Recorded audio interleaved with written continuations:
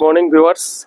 তো আজকে প্রথম সাইট সিইং হচ্ছে চিরাং থেকে কিছুদূর আসার পরে নাইক মাদাং বলে একটা ওয়ার মেমোরিয়াল। তো এক কথায় কামিং মিউজিয়াম। তো এখানে আছি প্রথম সাইট সিইং কাস্টমারকে দেখানোর জন্য এখানে এসেছি। তো এখান থেকে আমরা চলবো সেলাবাসের দিকে। তো এটা আর বেশি দেখাবো না। তো এখন প্রথম এটা দেখালাম, তারপরে আমরা সেলাবাসের দিকে চলবো। তো এটা আর বেশি দেখাই না, তো এমনি একটু দেখুন।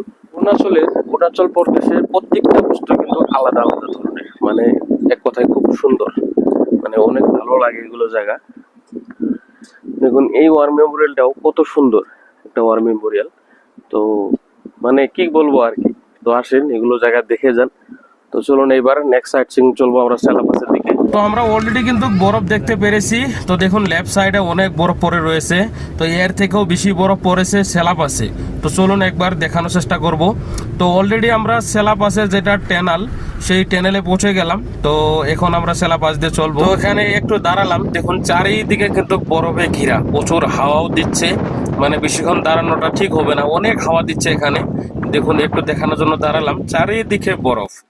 তো এখন দেখুন এগুলো সব বরফ, দেখুন জুম করে দেখানোর চেষ্টা করছি।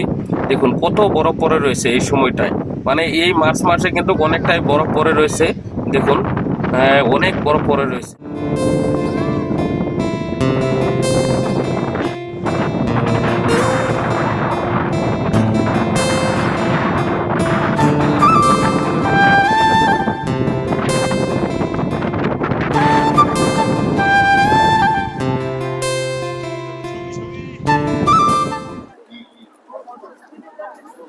আজকে সেকেন্ড সাইট সিইং হচ্ছে এটা সেলা টেনেল।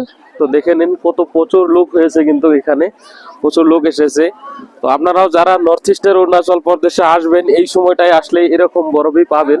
তো কালকে কিন্তু আমি বলেছিলাম যে সেলা টেনেলে আমি বরফ দেখাবো। তো দেখুন আজকের বরফগুলো দেখুন কিরকম, চারিদিকে পুরো বরফের ঘিরা, চারিদিকে বরফ।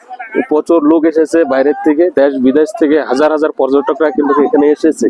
তো আপনারাও যারা আসবেন বলে ভাবছেন আসতে পারেন। এক কথায় আমি কিন্তু বলেছিলাম সেকেন্ড কাশ্মীর, যে দেখুন সেকেন্ড কাশ্মীরের মতোই কিন্তু অরুণাচল প্রদেশও চারিদিকে বরফে ঘিরা, চারিদিকে বরফ, মানে প্রচুর বরফ। এক কথায় অনেক বরফ পড়েছে এখানে, এবং এই বরফ দেখতে কিন্তু হাজার হাজার পর্যটকরা এখানে দাঁড়িয়েছে। তো আমরাও একটু সময়ের জন্য দাঁড়ালাম, তো দেখি বরফের আনন্দটা নেওয়ার চেষ্টা করছি। এক কথায় এই সেলা টেনেলটা হওয়ার পরে আমাদের অনেকই সুবিধা হয়েছে, বিশেষ করে আমাদের মতো ড্রাইভারের অনেকই সুবিধা হয়েছে। কারণ হচ্ছে কি, যখন সেলা টেনেল ছিল না তখন কিন্তু প্রচুর রিস্ক থাকতো। মানে সেলা পাশের যেটা মেন রাস্তা সেটা অনেকই ঠেক রাস্তা, মানে দুটো গাড়ি ক্রসিং করতে খুবই অসুবিধা হতো, এবং খুবই উঁচু জায়গা, মানে চেন ছাড়া উঠা যেত না, এরকম সমস্যা হতো। তো এই সেলা টেনেলটা হওয়ার পরে আমাদের অনেকটাই সুবিধা হয়েছে। তো তার জন্য আমরা ভালো মতো আসতে পারি।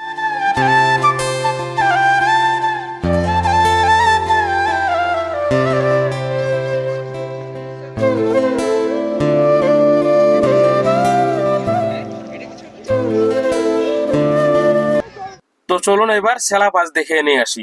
তো চলুন সেলাপাসের দৃশ্যটা একবার দেখে আসি। আমার সঙ্গে সঙ্গে আপনারাও দেখতে থাকুন, আশা করি ভিডিওটা খুব ভালো হবে। তবে দেখতে থাকুন। চলুন এবার সেলাপাস দিয়ে ঘুরে আসি এবং সেলাপাসের দৃশ্যগুলো দেখানোর চেষ্টা করব। তো আপনারা সেলাপাসের দৃশ্যগুলো দেখুন।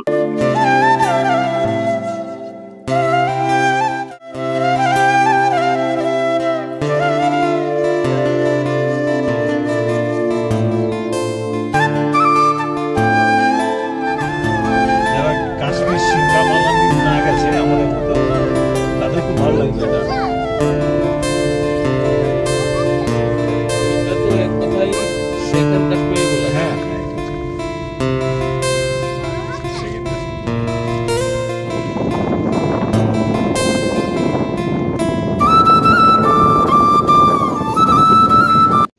তো মাঝেতে একটু সময়ের জন্য আমরা এখানে দাঁড়ালাম, মানে সেলফি উঠবে আমার গেস্ট। তো এর জন্য একটু টাইম দাঁড়ালাম, যাতে তাদের কোনো অসুবিধা না হয়, খুব ভালো মতো যাতে সেলফি টেলফি উঠতে পারে, তার জন্য একটু টাইম দাঁড়ালাম। কারণ না দাঁড়ালে তো উঠতে পারবে না সেলফি। তো এবার চললাম আমরা সেলাপাসের দিকে। তো দেখুন কি রকম বরফ পড়ে রয়েছে, একদম খাতারনাক বরফ পড়ে রয়েছে দেখুন। কিন্তু আমাদের ভাগ্যটা এতটাই ভালো যে আমরা রাস্তার মধ্যে বরফ পেয়েছি, কিন্তু মানে অতটা অসুবিধা হয় নাই আমাদের, এবং চেনের প্রয়োজন হয় নাই। মানে খুব ভালো মতো যেতে পারছি আর কি। মানে দু সাইডে অনেকই বরফ, মাঝখান দিয়ে মানে খালি আছে, ফাঁকা আছে, সেই ফাঁকার মধ্যে আমরা যাচ্ছি। তো দেখুন প্রচুর বরফ পড়ে রয়েছে কিন্তু এখানে, কি বলবো, দেখুন চারিদিকে বরফে বরফ, অনেক বরফ পড়ে রয়েছে। তো চলুন এবার বরফের মজাটা একটু নেই।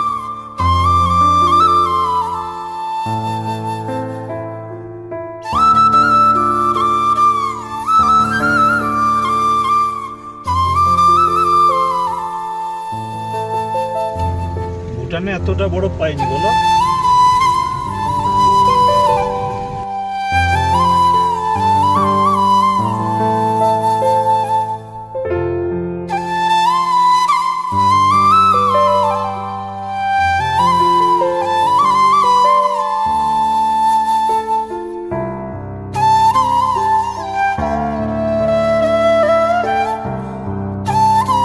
ফাইনালি আমরা সেলাপাসে পৌঁছে গেলাম। তো দেখুন সেলাপাসের দৃশ্যটা একবার, যে বলেছিলাম যে তো দেখুন প্রচুর হাওয়া দিচ্ছে, এর জন্য আমার ভয়েসটা ভালো মতো ক্লিয়ার আসছে না, তো এর জন্য আমি ভয়েসটা এক্সট্রা করে দিলাম।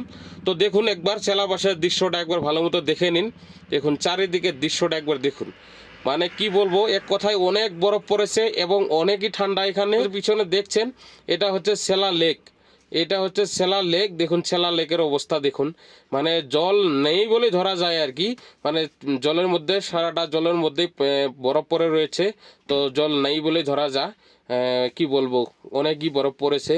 তো চলুন এবার আমরা এখানে আর বেশি দেরি করব না, অনেকই বরফ পড়েছে এবং অনেক ঠান্ডাও দিয়েছে, তো এখানে আর বেশি দেরি করব না, চলবো সেলা।